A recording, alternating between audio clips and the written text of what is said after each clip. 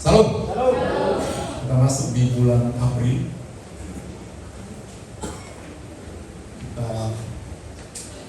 Kita mengikuti perjamuan kudus, menerima tubuh dan darah Tuhan. Sebab itu adalah satu perintah. Dan sebelum kita menerima roti dan anggur, kita terima dulu firman Tuhan dari Injil Matius pasal 18 ayat 15 sampai ayat yang ke-20. Surat Rasul Matius pasal 18 ayat 15 sampai ayat yang ke-20. Mari saya undang kita bangkit berdiri. Kita baca bergantian surat Rasul Matius bab 18 ayat 15 sampai 20.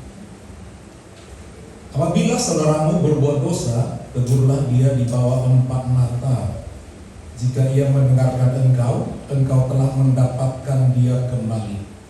Jika ia tidak mendengarkan engkau, bawalah seorang atau 2 orang lagi, supaya atas keterangan 2 atau 3 orang saksi, perkara itu tidak disaksikan.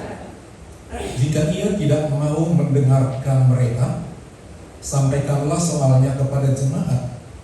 Jika ia tidak mau juga mendengarkan jemaat, pandanglah dia sebagai seorang yang tidak mengenal Allah atau seorang pemungut cukai. Aku berkata kepadamu, sesungguhnya apa yang kamu katakan ini akan mereka surga, dan apa yang kamu lepaskan di dunia ini akan lepas surga. Aku berkata lagi kepadamu, jika 2 orang dari antara kamu di bumi ini sepakat tentang semuanya itu dan memintanya, permintaan mereka itu akan dikabulkan oleh Bapakku yang di surga. Sebab di mana 2 atau 3 orang berkumpul dalam namaku, di situ aku ada di tengah-tengah mereka. Puji Tuhan, yang berbahagia adalah orang yang mau mendengar firman Tuhan, merenungkannya, mendapat pelajaran dan melakukannya. Ini adalah perbincangan daripada Tuhan Yesus sama murid-muridnya. Dia memberikan satu pelajaran tentang bagaimana mereka melayani. Sebab mereka menjadi rasul dan melayani di berbagai jemaat. Dan jemaat itu berwarna-warna keadaannya. Dan tugas daripada rasul itu untuk menyelamatkan sebanyak mungkin orang bagi Tuhan. Dan tidak mudah, saudara. Tentu ada banyak persoalan, ada masalah, ada pelanggaran. Kalau kita baca surat Rasul Paulus kepada gereja di Korintus, begitu banyaknya pelanggaran. Dan Rasul Paulus begitu sabar melayani. Nah, di dalam hal ini diceritakan bagaimana para rasul itu harus berbuat sesuatu untuk membuat satu peringatan, teguran atau nasihat kepada jemaat yang jatuh, saudara. Dan ini juga dari perjanjian lama seperti itu. Sejak manusia jatuh ke dalam dosa, berbagai ragam dosa, itu sebabnya 10 hukum Taurat turun untuk mengingatkan jangan ini, jangan ini, ada 10. Dalam kitab Imamat pasal 19 ayat 17 diingatkan, kita harus mau mengingatkan, kalau tidak kita dihukum Tuhan. Kita lihat Imamat pasal 19 ayat 17. Kita cek ya. Baca ini di perjanjian lama. Janganlah engkau membenci saudaramu, itu nomor 1 poinnya. Janganlah engkau membenci saudaramu di dalam hatimu, karena kita semua orang berdosa. Tetapi engkau harus berterus terang menegur orang sesamamu, dan janganlah engkau mendatangkan dosa kepada dirimu karena dia. Ini perjanjian lama. Jadi orang-orang dulu, saudara, ada yang dibiarkan jatuh. Tapi kitab Imamat mau ingatkan, kitab Imamat artinya kitab yang menjelaskan bagaimana imam sebagai perantara menjadi alat Tuhan untuk bisa membawa umat mendapat pengampunan dosa. Itu kitab Imamat, imam. Dan imam besar kita adalah Yesus Kristus menjadi perantara untuk menyelamatkan kita di perjanjian baru. Nah, dalam kitab Imamat itu dijelaskan, kalaupun ada jatuh di perjanjian lama itu, dikatakan dalam ayat ini, kembali dari awal ayatnya. Nomor satu, menghadapi situasi seperti itu dari hati kita, janganlah engkau membenci saudaramu dalam hati. Dia mengingatkan, kasihani, berbuatlah sesuatu supaya dia berbalik. Itu dulu. Poinnya seperti itu. Jadi jangan dulu benci. Kalau kita udah benci sama siapapun, mungkin saingan kita di perusahaan, saingan kerja, kalau udah benci, orang berusaha mencegah. Benci itu kadang-kadang tidak beralasan karena cemburu. Itu nomor satu juga menghadapi hidup ini. Kita diminta nomor satu poinnya adalah jaga diri sebelum kita peduli dengan orang lain. Janganlah engkau membenci saudaramu di dalam hati, tetapi engkau harus berterus terang. Nanti kita lihat cara berterus terangnya, nggak boleh rame-rame. Berterus terang menegur orang. Teks lagi. Orang sesamamu, janganlah engkau mendatangkan dosa kepada dirimu karena dia. Mendatangkan dosa pada dirimu karena dia yang jatuh itu. Artinya kalau kita diamkan, tidak berani menegur, mengingatkan. Gak tahu kalau ada anak-anak di sekolah misalnya ya, buku sekolahnya. Tentu guru atau guru BP, guru bimbingan penyuluhan pasti menegur, kau awas ya ibu guru, lihat sekali lagi, kau tidak boleh masuk. Kau ulang berapa kali, awas. Itu menegur. Tidak dibenci, ditegur. Dia masih masuk sekolah. Kalau dia terus seperti itu, teguran naik kepada, kalau di skor sekian hari nggak usah sekolah, biar tahu rasanya ketinggalan pelajaran. Dan kalau kita biarkan kesalahan orang itu, kita juga ikut menanggung karena dia. Itu poinnya. Jadi ada pengaruh daripada kita biarkan kepada diri kita. Tuhan menuntut karena kita diminta untuk saling mengingatkan. Saling mengingatkan, tidak membiarkan. Itu poinnya di perjanjian lama, saudara. Nah, kita kembali ke ayat yang tadi. Di dalam ayat ini dijelaskan, saudara, bagaimana mengatasi satu masalah dan apa dampak daripada masalah itu, baik kepada keluarga, baik kepada gereja atau pelayanan.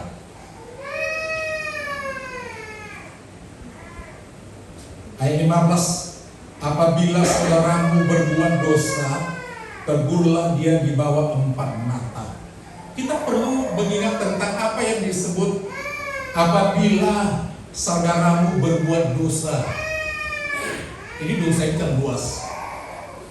Yang dosa bagaimana yang disebut ditegur?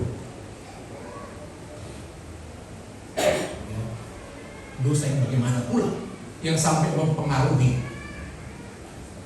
Alkitab tidak begitu jelas, tetapi dari beberapa contoh-contoh di perjanjian lama, tentu itu adalah hal yang mengganggu baik di keluarga, baik di pelayanan. Karena ayat ini tidak menjelaskan sampai spesifik, tapi yang jelas teguran itu selalu ada. Satu kali Tuhan Yesus diperhadapkan kepadanya seorang wanita yang ketahuan ditangkap yang perempuan, laki-laki dilepas, dan semua ahli Taurat datang. Nih, katanya kau guru yang baik, alim, bla bla bla bla. Kau mau apakan orang seperti ini? Kau tahu kan hukum Taurat seperti tadi bacaan tadi, ada hukumannya. Perempuan yang jahat itu menangis di kaki Tuhan minta ampun. Dia tahu isi hatinya, ketangkap. Kemudian semua ahli Taurat itu orang-orang ramai, karena hukumannya kalau seperti itu adalah dilempari batu sampai mati. Mengerikan. Kalau kita lihat perjanjian lama ini mengerikan. Mata ganti mata, gigi ganti gigi, nyawa ganti nyawa. Harus dilempari sampai mati, sangat mengerikan. Tapi karena Tuhan Yesus datang untuk menyelamatkan orang, asal orang itu mau berubah, untuk menegur perempuan jahat itu, Tuhan Yesus kasih tulisan firman nasihat. Alkitab sangat misteri, tidak dicatat apa yang ditulis Tuhan Yesus di tanah itu. Mungkin dia menegur, mungkin kalau kau berubah, kau dapat kasih karunia, aku mengampuni. Mungkin begitu, asal kau bisa berubah. Orang lain mau menghukum, karena memang hukum Taurat begitu, lempari. Kemudian Tuhan Yesus bilang, siapa yang gak pernah berbuat dosa dari semuanya, dia yang pertama melempar. Memang melempar sampai mati, memang hukum Taurat, memang begitu hukumnya. Tapi Yesus sudah datang. Sekarang boleh, siapa yang belum pernah berbuat dosa, lempar. Dan tidak ada yang mau melempar. Semua pergi. Tinggallah perempuan yang jahat, nakal. Terus dia bilang, aku juga tidak menghukum engkau. Pergilah, jangan berbuat dosa. Poinnya di situ. Kau betul-betul berubah, boleh. Sekarang aku lepaskan. Besok, awas. Kira-kira begitu. Pergilah. Selamat dia saudara. Tapi bukan berarti Tuhan Yesus kompromi. Karena dia bilang, siapa yang tidak berdosa, itu pertama lempar batu. Artinya dia setuju, lemparnya lah. Jadi artinya yang berhak menghukum itu hanya Tuhan. Karena Tuhan tidak berdosa. Itu setelah Tuhan Yesus hadir. Tapi sebelum Tuhan Yesus hadir di zamannya, memang habis siapapun. Karena memang itu hukum Taurat.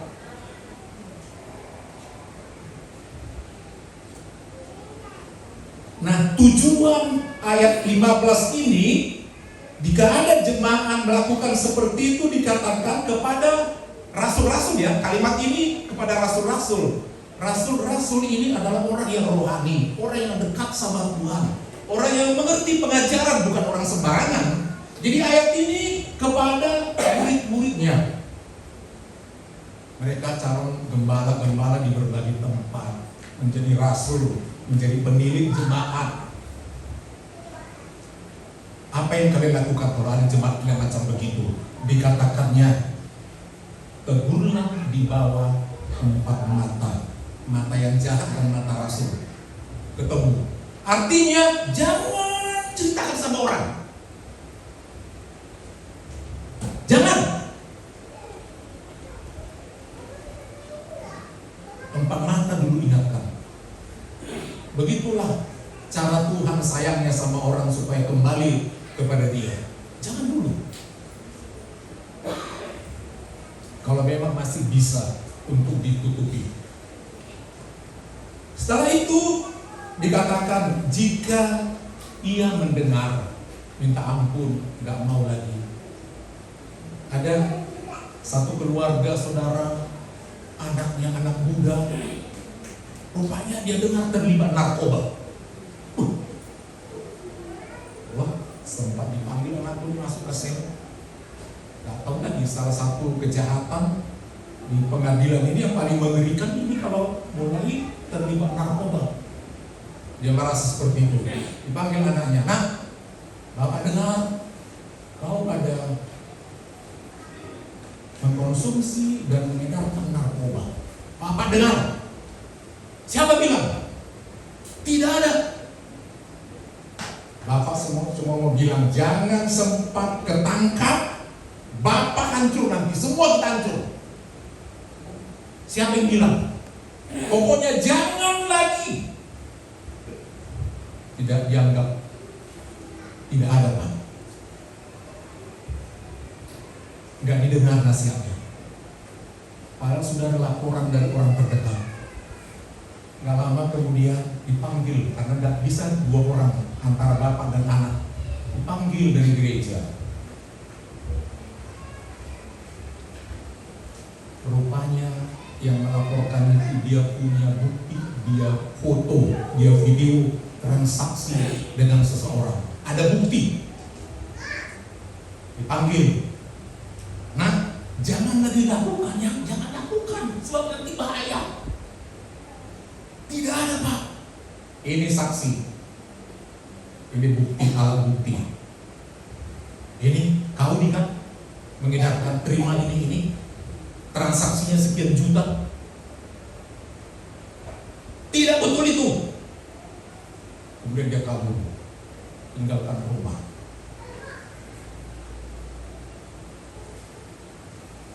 Bagaimana lagi? Dibiarkan sama orang, pergilah, tanggung sendiri.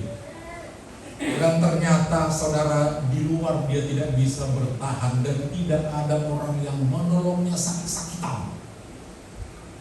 Uang habis, sebab tanpa uang tidak bisa beli narkoba itu. Satu kali dia pulang, yang berkata, "Pak, di luar ternyata tidak ada menyayangiku, walau sesama pengedar narkoba. Tidak ada. Semua berusaha menjatuhkan, termasuk menghancurkan aku. Ternyata hanya di rumah kita ada sayang, ada kepedulian, ada kasih. Untung kau balik, nak. Kalau tidak, ini mau dilaporkan kamu."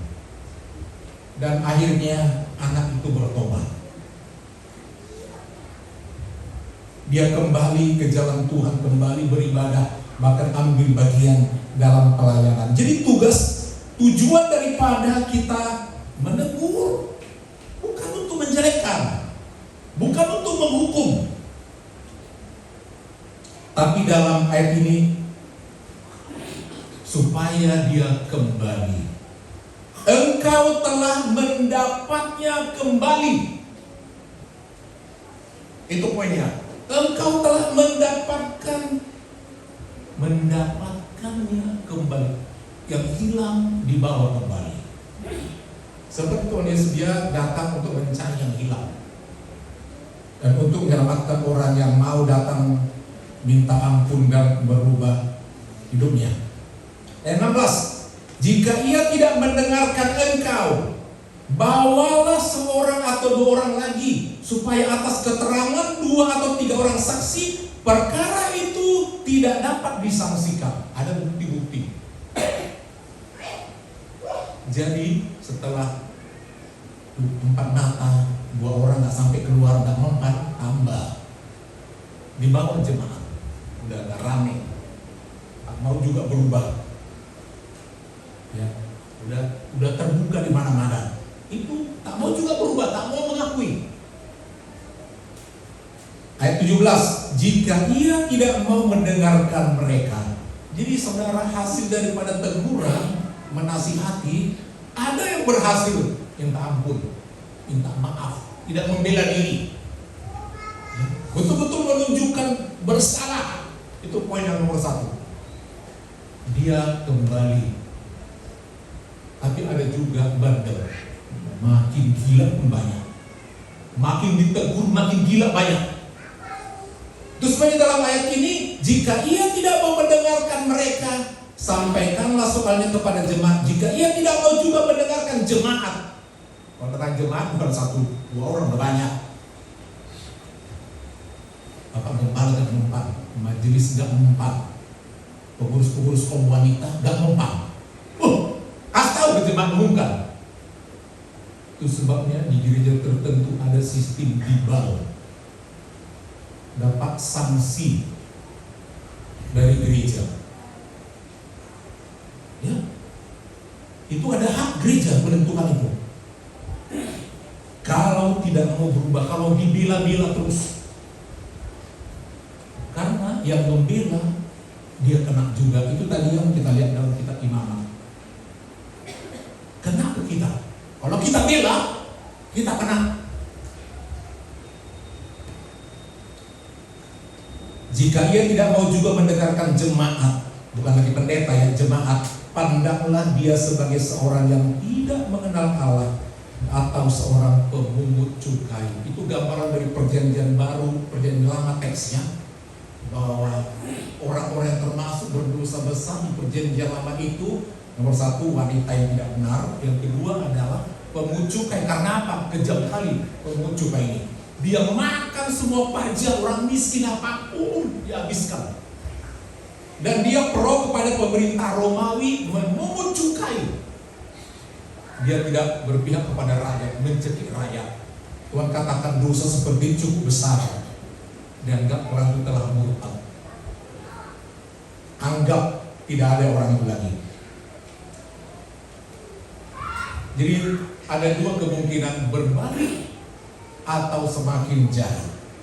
Ayat 18, sesungguhnya aku berkata kepadamu, ini Tuhan Yesus yang ngomong kepada rasul-rasul, apapun yang kamu ikat di bumi ini akan terikat di surga, dan apapun yang kamu lepaskan di bumi akan terlepas di surga. Dalam Alkitab, arti kata mengikat itu menahan, menghukum. Orang berbuat dosa, melakukan pelanggaran, dia diikat, dia dirantai, dimasukkan ke penjara, terikat, ya, dihukum. Artinya rasul itu, apapun yang kamu, itu dia berbicara kepada rasul, apapun yang gereja, organisasi. Sebab setiap gereja ada aturannya. Ada gereja tertentu sangat strict.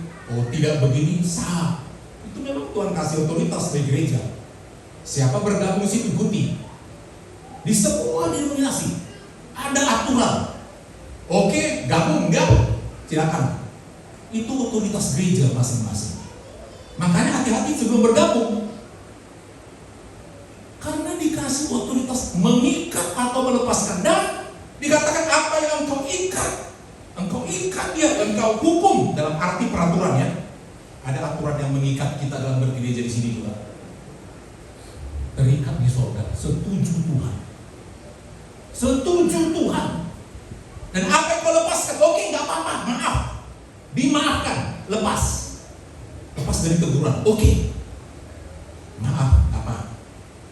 Terlepas di surga. Tapi tanggung jawab tetap ada pada gereja. Jangan asal ikat dan asal lepas.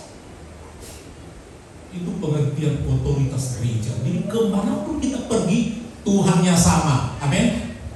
Amin. Ya, mau kemana pun kita, mau kemana pun Tuhannya sama. Tuhan Yesus, hukumnya sama, Alkitabnya sama. Dia tetap berkata, apa yang mau ikat? Hati-hati jangan asal ikat ya. Aku pemilik jiwa. Dan sebelum ikat mengikat, bawa dalam doa. Kita kalau membaca satu ayat, jangan bahkan copot satu ayat dari konteks. Ini topiknya dibilang tentang menasihati saudara, bukan tentang doa, bukan juga tentang ikat mengikat, tapi ini adalah tentang menasihati, dihukum atau tidak. Jadi jangan berkhotbah terputus ayat ini. Khotbah seseorang langsung berkatakan, aku sesungguhnya aku berkata kepadamu, apapun yang kamu ikat di bumi, nggak tahu dia tentang apa yang diikat itu. Kemudian dia berkata, aku berkata kepadamu, jika 2 orang dari antara kamu di bumi ini sepakat tentang semuanya itu, berdoa, Apa saja kau minta akan kuberikan. 2-3 orang berkumpul dalam aku akan kuberikan. Langsung lepas ayat itu begitu saja. Sehingga yang penting kita 2 orang bergereja ya. Apa kita ini tengkas? Enak aja. Ini tentang mengambil keputusan tentang perkara itu bahwa dalam doa. Kira-kira apa yang mau kita perbuat?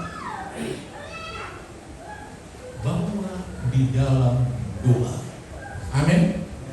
Dan jangan doa sendiri. Kalau boleh, ayo doa. Bagaimana yang menangani masalah ini?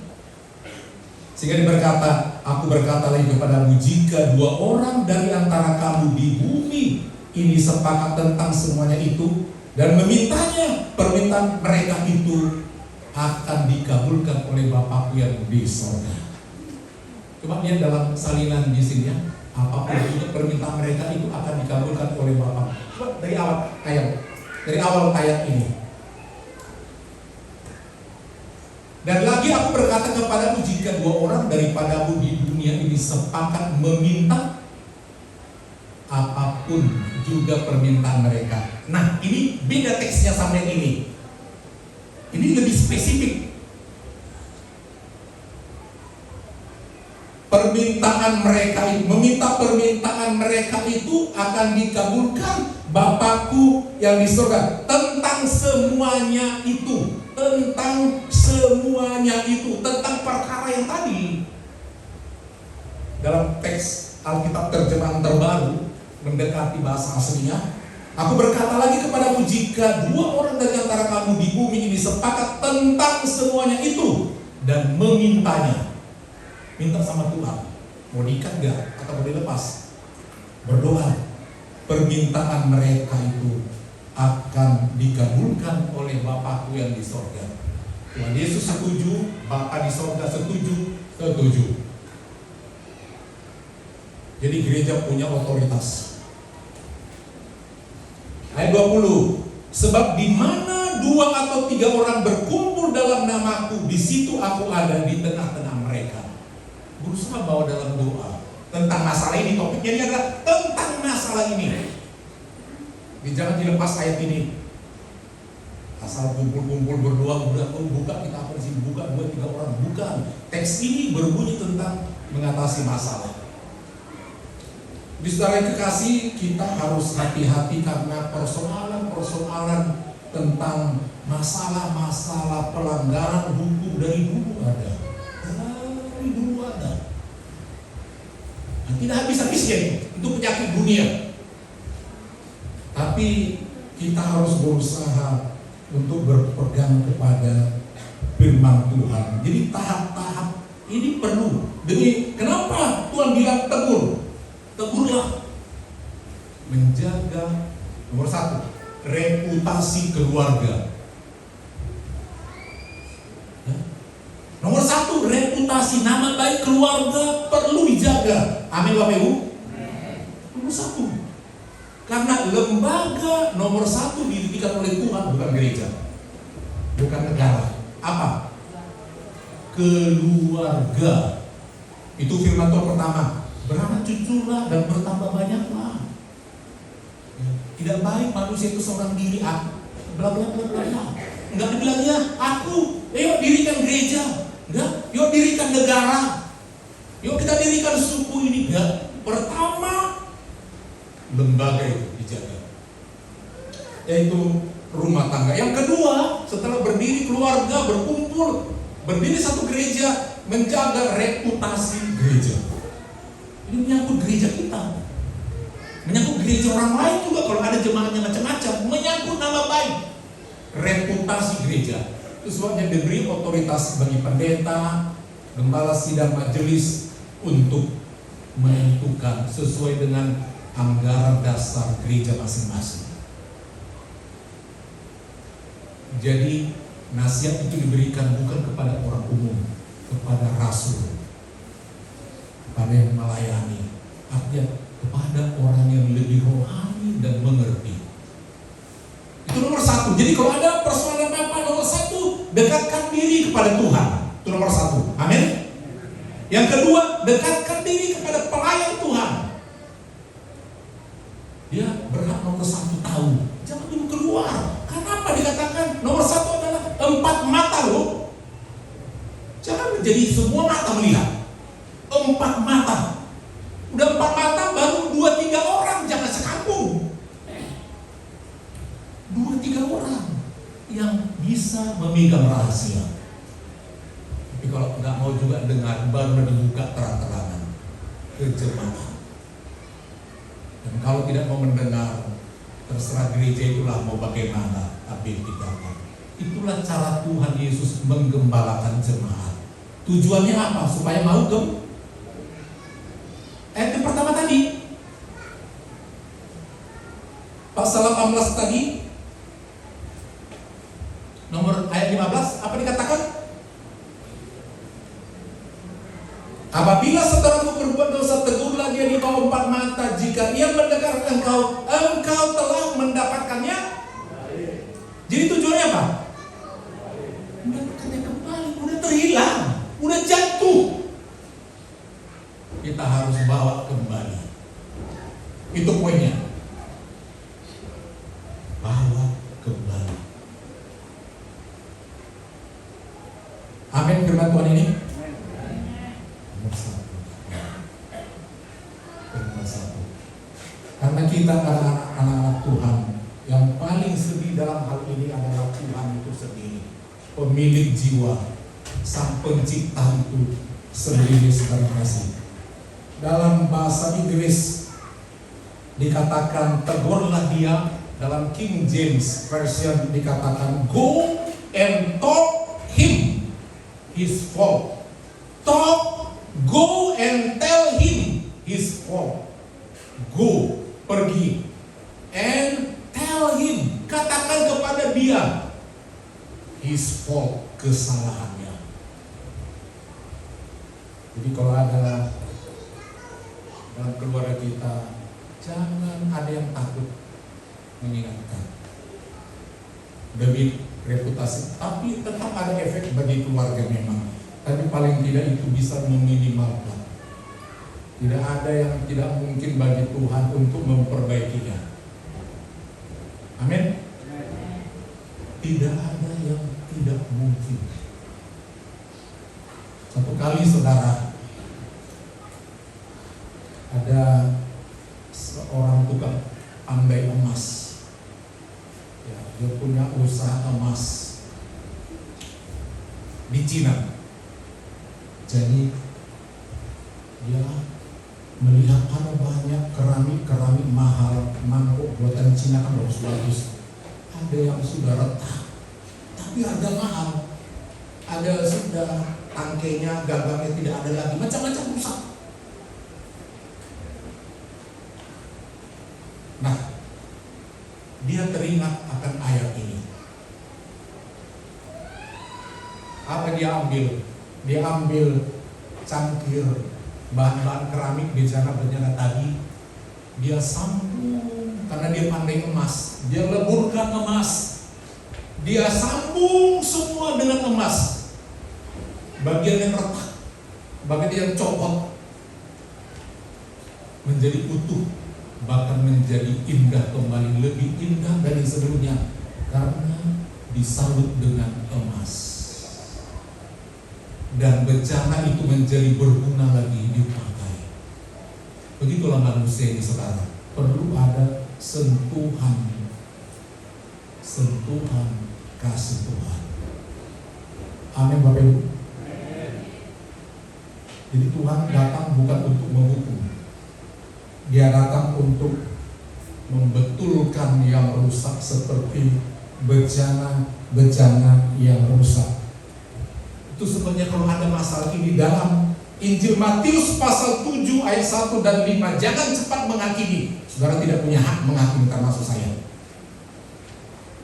Matius pasal 7 ayat 1 sampai 5, masih Rasul Matius menceritakan ini. Tuhan Yesus yang berkata, Matius pasal 7 ayat 1 sampai 5. Ini sabda Tuhan. Janganlah engkau menghakimi. Kenapa? Supaya kamu tidak dihakimi. Karena dengan penghakiman yang kamu pakai untuk menghakimi, kamu akan dihakimi. Dan ukuran yang kamu pakai untuk mengukur akan diukurkan kepadamu. Mengapa engkau melihat serpihan kayu? Ini terjemahan terbaru ya. di mata saudaramu, sedangkan balok di dalam matamu tidak engkau ketahui? Bagaimanakah engkau dapat berkata kepada saudaramu, biarlah aku mengeluarkan serpihan kayu itu dari matamu, padahal ada balok di dalam matamu? Hai orang munafik, keluarkanlah dahulu balok dari matamu, setelah itu engkau akan melihat dengan jelas untuk mengeluarkan serpihan kayu itu dari mata saudaramu. Tuhan Yesus jelas mengatakan jangan cepat main hakim sendiri. Jangan. Seperti tadi ada orang yang berdosa. Siapa yang gak berdosa itu dulu lempar. Sebab ukuran yang kita pakai ke orang lain itu akan diukurkan kepada kita. Itu sebabnya berat belum menjadi hakim di pengadilan. Tapi kalau saudara sokok, saudara lulus. Itulah dunia. Ya, itulah dunia. Tapi Tuhan Yesus katakan, tegur. Amin. Amin. Supaya dia kembali. Supaya dia kembali dan sadar dari kasih. Jadi kita lihat itu percakapan Tuhan Yesus secara langsung, sehingga orang bisa kembali datang kepada Dia. Matius pasal 18 ayat 12 sampai 14 ini ayat perikop yang mendahului sebelum tegur-menegur tadi. Dia buat dulu satu ilustrasi tentang orang yang jatuh tadi untuk ditegur. Ayat 12 Matius pasal 18. Jadi kalau kita mau mengetahui tentang satu kitab, kita harus baca dari awal itu berurut-urut. Cerita tentang domba yang hilang, terus digambarkan dengan orang yang hilang, perlu ditegur. Domba yang hilang mesti dicari, orang yang jatuh mesti dicari, ditegur. Matius pasal 18 ayat 12. Perumpamaan tentang domba yang hilang. Jadi orang yang terjatuh itu digambarkan seperti domba yang hilang. Kalau saudara punya domba hilang, saudara biarkan? Halo? Saudara biarkan? Ini mau dijamin nih. Saudara biarkan? Oh, bapak kepala tampung, jual. Kalau nggak mau ambil, amin. Itu kan gambaran kan? Kan hanya gambaran. Itu aja kita ambil. Bagaimana pendapatmu jika seorang mempunyai 100 ekor domba dan seekor diantaranya tersesat? Tidakkah ia akan meninggalkan yang 99 ekor di pegunungan dan pergi mencari yang tersesat itu? Sesungguhnya aku berkata kepadamu, jika ia berhasil menemukannya, lebih besar kegembiraannya atas yang seekor itu daripada atas yang ke-99 ekor yang tidak tersesat itu. Demikian juga Bapamu yang di surga tidak menghendaki salah seorang. Tadi domba, sekarang ada orang. Itu hanya gambaran. Salah seorang dari yang kecil ini hilang. Kecil hilang. Yang aja saya. Baru dia masuk tentang menasihati saudara. Itu gambaran saudara.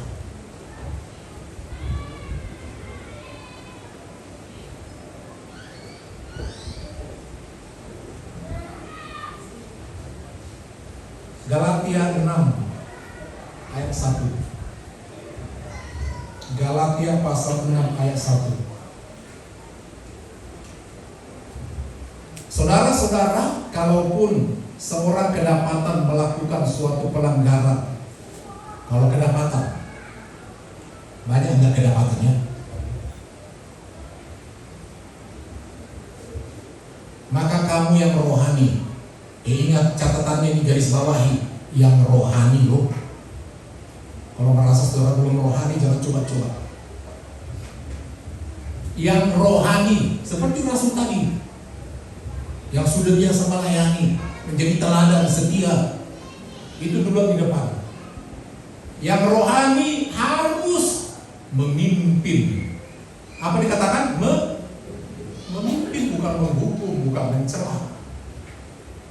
memimpin orang itu ke jalan yang benar dalam roh lemah lembut, sambil menjaga diri, karena kita pun bisa jatuh. Iya apa ya? Yang saudara pikir hanya orang bisa jatuh dan saudara nggak bisa jatuh. Dari sekali sini bisa jatuh nggak? Bisa. Kita pintar bawa motor aja jatuh. Pintar berenang aja tenggelam. Semua bisa. Kemungkinan bisa. Jadi jaga diri masing-masing. Amin. Itu intinya. Ya, supaya kamu jangan kena pencobaan. Kita juga harus jaga diri masing-masing.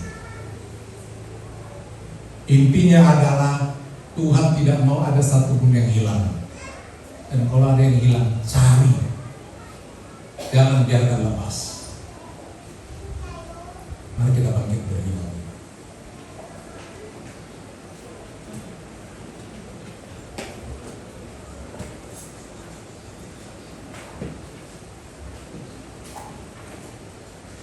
Ada satu lagu populer, tapi sudah lama. Tuhan ampunilah dosaku, Tuhan berikanlah rahmat-Mu